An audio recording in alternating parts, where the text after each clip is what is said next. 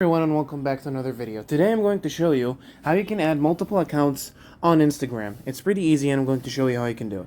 So adding multiple accounts on Instagram is going to be really helpful for you, since if you have like a private and a private account and a normal account, you can have both of them and switch to all of them easily.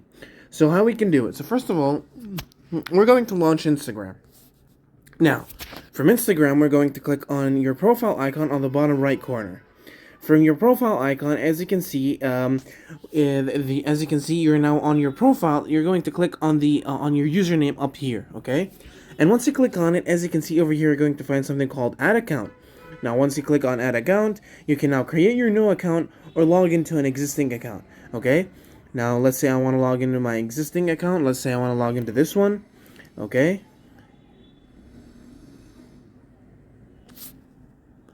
Now, after I logged in on my other Instagram account, as you can see, I have my other Instagram account.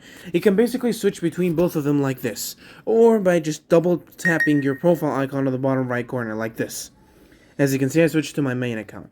So yeah, guys, that was it. Thank you so much for watching. Don't forget to like and subscribe, and I'll see you.